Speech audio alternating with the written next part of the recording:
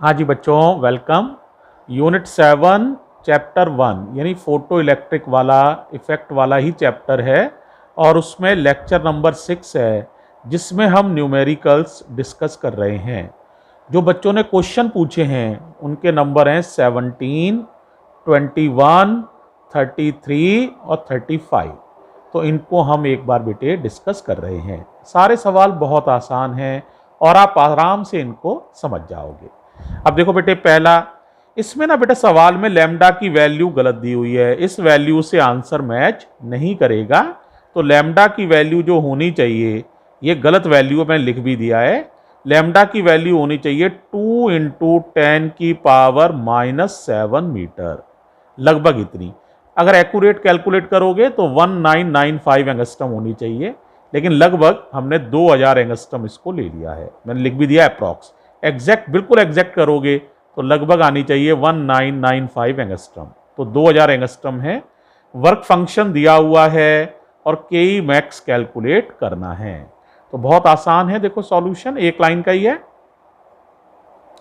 तो बोलो भाई, सबसे पहले एनर्जी का फॉर्मूला तुम्हें याद ही है, क्या होता है 12375 अपॉन लैम्डा इलेक्ट्रॉन वोल्ट। बहुत ही उपयोगी रिजल्ट है, बहुत यूजफुल। ध्यान इसमें यह रखना होता है लैम्डा को एंगस्ट्रम में लगाना होता है, तो आंसर डायरेक्ट इलेक्ट्रॉन वोल्ट में आ जाता है। तो देखो हम लगा रहे हैं, तो 12375, तो ये 10⁻⁻7 मीटर है ना। एंगस्ट्रम में चेंज किया तो 2000 एंगस्ट्रम हो जाएगा।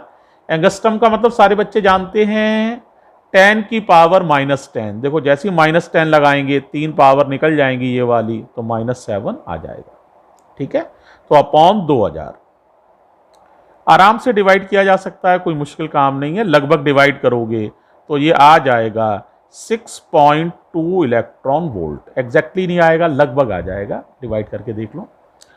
ठीक है, तो ये अब हमें क्या निकालना है बताओ, के मैक्स। तो आइंस्टीन की फोटो इलेक्ट्रिक इक्वेशन यूज कर लो, E बराबर W प्लस के मैक्स। याद आ गया होगा। तो के मैक्स निकालना बिल्कुल मुश्किल नहीं है। के मैक्स होता है E माइनस W। तो कुल एनर्जी है 6.2 इलेक्ट्रॉन वोल्ट और W की वैल्यू है 3.1 इलेक्ट्रॉन वोल्ट। गिवन है ये, तो आराम से घटा लोगे तो के मैक्स निकल आएगा प्यारे बच्चों 3.1 इलेक्ट्रॉन वोल्ट। ध्यान रखना इस सवाल में डाटा मिस्टेक है। ये लैम्डा जो दिया हुआ है ये गलत है, इसकी जगह लैम्डा होना चाहिए था 6 हट जाना चाहिए था। 0.2 इंटू 10⁻⁻6 मीटर है, ये 6 मिसप्रिंटेड है। इस 6 को हटा दीजिए तो यही चीज को मैंने वापस लिखा है। ठीक है, तो 6 मिसप्रिंटेड है इसमें। ओके, तो पहला सवाल आ गया है तुम लोग को समझ में भाई। तो देखो अब अगले पर चर्चा कर लेते हैं। अगला है 21। तो देखो मैं पलट रहा हूं पेज, ये है 21। देखो इसमें क्या दिया हुआ है बच्चों, के मैक्स दी हुई है 1.56 इलेक्ट्रॉन वोल्ट और थ्रेशोल्ड वेवलेंथ दी हुई है 2500 एंगस्ट्रम। थ्रेशोल्ड वेवलेंथ से तुम्हें पता है वर्क फंक्शन आराम से निकल आता है, तो इससे वर्क फंक्शन निकल आएगा और फिर हमें लैम्डा कैलकुलेट करना है। तो देखो पहला स्टेप कर रहे हैं वर्क फंक्शन निकालने के लिए, वही फॉर्मूला है हमारे पास, एक ही ज़्यादा यूज़ करते हैं, 12375 अपॉन लैम्डा नॉट। इससे आंसर डायरेक्ट इलेक्ट्रॉन वोल्ट में निकल आता है, लेकिन ध्यान रखना है लैम्डा नॉट एंगस्ट्रम में ही होना चाहिए, जो कि है एंगस्ट्रम में ही है। तो यहाँ लिख लेंगे तो W आ जाएगा 12375 अपॉन 2500 और ये आंसर इलेक्ट्रॉन वोल्ट में आ जाएगा। आसानी से डिवाइड कर लोगे, कर पाओगे। तो इसको अगर आप डिवाइड करेंगे तो ये आंसर आ जाएगा बेटा 4.95। डिवाइड करके देख लो, इतना ही आ रहा है, 4.95 इलेक्ट्रॉन वोल्ट। ये वर्क फंक्शन निकल आया। अब एनर्जी कैलकुलेट करो। एनर्जी कैसे कैलकुलेट करोगे, एनर्जी होती है, बोलो भाई कितना, W प्लस के मैक्स, ये एनर्जी हो गई। आसानी से ऐड कर लो, W है 4.95, के मैक्स है 1.56, जुड़ जाएंगे भाई आसानी से। तो एनर्जी आप ऐड करिए, कितना हो रहा है एनर्जी भाई? हाँ सही कह रहे हो, 6.51 इलेक्ट्रॉन वोल्ट। अब हमें इसके करस्पॉन्डिंग वेवलेंथ निकालनी है, तो फिर एनर्जी का फॉर्मूला तुम जानते हो, 12375 अपॉन लैम्डा। लैम्डा एंगस्ट्रम में निकलता है, वैल्यू इलेक्ट्रॉन वोल्ट में रखनी होती है, तो लैम्डा का फॉर्मूला बना लो, 12375 अपॉन ई। ई इलेक्ट्रॉन वोल्ट में रखोगे तो लैम्डा एंगस्ट्रम में निकल आएगा। तो 12375 अपॉन ई था, हमने अभी कैलकुलेट किया था 6.51। आसानी से डिवाइड कर लोगे तो lambda comes out to be 190, वैसे डिवाइड करके 1901 आएगा, तो अप्रॉक्स 1903 है, तो 1901 या 1903 जो आए बेटा डिवाइड कर लेना, लगभग इतने एंगस्ट्रम। तो ये आंसर आ जाएगा। ठीक है, तो ये हो गया आपका 21। आसान लगा होगा, बहुत ही आसान है। एक सवाल और देखो 33, तो देखो जरा इसे केयरफुली देखो, बहुत आसान है ये भी। देखो बेटा ये कह रहे हैं कि हमने जो वेवलेंथ यूज की है वो यूज की है 2000 एंगस्ट्रम। ठीक है, और वर्क फंक्शन हमें दिया हुआ है 4.2 इलेक्ट्रॉन वोल्ट। तो सबसे पहले के मैक्स निकालनी है, फिर निकालनी है के ऑफ स्लोएस्ट मूविंग इलेक्ट्रॉन, सबसे धीरे चलने वाले इलेक्ट्रॉन की के निकालनी है। इसका जवाब मैंने तुम्हें दिया हुआ है, वैसे भी बता देते हैं। स्टॉपिंग पोटेंशियल ये भी मैंने तुम्हें समझाया हुआ है, जितनी के होती है इलेक्ट्रॉन वोल्ट में उतने ही वोल्ट स्टॉपिंग पोटेंशियल होता है। और आपको एक निकालनी है cut off wavelength. Cut off wavelength माने होता है थ्रेशोल्ड वेवलेंथ, है ना, यानी लैम्डा नॉट। तो देखो जरा 1 बाई 1 देखते हैं। सबसे पहले हम बच्चों एनर्जी कैलकुलेट कर रहे हैं, तो फॉर्मूला तुम्हें अच्छे से पता है, 12375 अपॉन लैम्डा। लैम्डा एंगस्ट्रम में लगाना है, बिल्कुल लगा रहे हैं साहब, तो 12375 अपॉन 2000। आसानी से डिवाइड कर लोगे, कितना आ जाएगा भाई? 6 पॉइंट, ये लगभग आ जाएगा 375 का आधा करो तो 400 होते, तो 6.2 आ जाता। तो एक बार करके देख लेना, लगभग 6.2 नहीं आएगा, तो 6.2 से थोड़ा सा कम आएगा, अप्रॉक्सीमेटली करके देख लेना।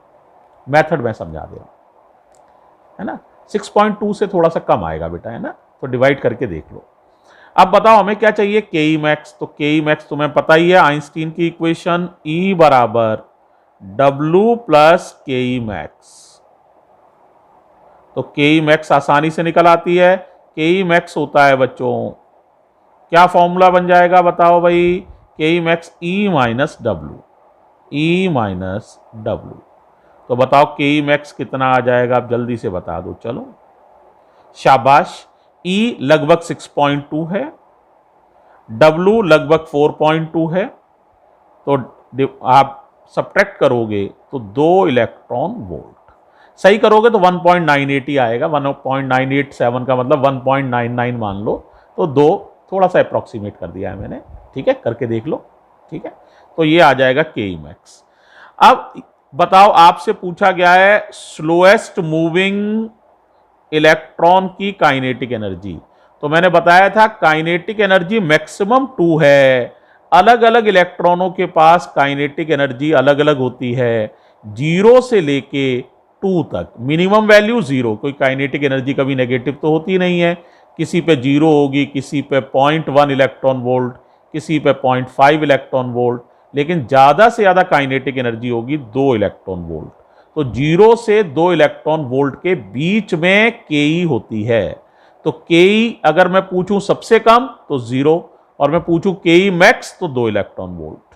तो बताओ मिनिमम के कितनी हो जाएगी? के स्लोएस्ट इलेक्ट्रॉन की ये हो जाएगी 0। समझ आ गया होगा। अब आते हैं थर्ड पार्ट पर। अब हमें चाहिए स्टॉपिंग पोटेंशियल। स्टॉपिंग पोटेंशियल निकालना तो यार बहुत ही आसान होता है। जितने के होती है इलेक्ट्रॉन वोल्ट में, 2 इलेक्ट्रॉन वोल्ट है, तो उतना ही स्टॉपिंग पोटेंशियल होता है। तो स्टॉपिंग पोटेंशियल होगा 2 वोल्ट। जितने इलेक्ट्रॉन वोल्ट काइनेटिक एनर्जी होती है, उतने ही वोल्ट स्टॉपिंग पोटेंशियल होता है। तो stopping potential will be 2 volt. ठीक है, तो दिक्कत नहीं होनी चाहिए, आसान सही है। अब आपको निकालना है कट ऑफ वेवलेंथ यानी लैम्डा नॉट। तो लैम्डा नॉट का फॉर्मूला बना लो। लैम्डा नॉट हो जाएगा 12375 divided by W. W electron volt में लिखेंगे तो ये आंसर एंगस्ट्रम में आएगा। तो 12375 अपॉन डब्ल्यू की वैल्यू है 4.2। तो आसानी से डिवाइड तो कर लोगे भाई, इसमें कोई दिक्कत नहीं होनी चाहिए। तो डिवाइड करोगे तो ये थ्रेशोल्ड वेवलेंथ, जिसे कट ऑफ वेवलेंथ तुम्हारी किताब में कहा गया है, वो निकल आएगी। It comes out to be 2946 angstrom. आप एक बार चेक कर लीजिएगा डिवाइड करके, आराम से आंसर मैच हो जाएगा। तो मुझे लगता है ये सवाल भी तुम्हें बहुत ही अच्छे से समझ में आ गया है। ठीक है, तो एक सवाल और ले रहे हैं बेटे इसमें, जरा उस पर आप देखिए कैसे करोगे। तो देखो जरा ध्यान दो, क्वेश्चन का नंबर है ये 35। आसान सा है, मुश्किल नहीं है। तो एक बार देखो जरा। देखो ये कहा गया है इसमें बच्चों कि अगर हम 4950 एंगस्ट्रम 4950 एंगस्ट्रम की वेवलेंथ यूज कर रहे हैं, तो स्टॉपिंग पोटेंशियल 0.6 वोल्ट है। अब किसी चीज के लिए कोई दूसरी लाइट हमने चेंज कर दी, कोई दूसरी वेवलेंथ यूज करी लैम्डा 2, जिसकी वैल्यू मुझे नहीं पता है, उसके लिए स्टॉपिंग पोटेंशियल 1.1 वोल्ट है। सवाल में पढ़ लो, ऐसा कहा गया है। तो आपसे इन्होंने पूछा है, एक तो बताओ work function of the metal कितना है, लैम्डा 2 की वैल्यू कितनी है, और if photo electrons are subjected to a magnetic field of 10 tesla, यानी जो इलेक्ट्रॉन मेटल में से निकल रहे हैं, अगर उन्हें मैग्नेटिक फील्ड में से गुजारा जाए 10 टेस्ला के, तो बताओ उन तो रिटार्डिंग पोटेंशियल पर या स्टॉपिंग पोटेंशियल्स पर क्या असर पड़ेंगे। क्या वो बढ़ जाएंगे या वो घट जाएंगे या कोई असर नहीं पड़ेगा, इस पर सवाल पूछा गया है। तो देखो केयरफुल हो जाओ, आसान है। तो सबसे पहले हम पहली एनर्जी पता कर रहे हैं बेटा। एनर्जी पता करना तुम्हें अच्छे से आता है। 12375 मालूम है, 12375 अपॉन क्या भाई, लैम्डा 1।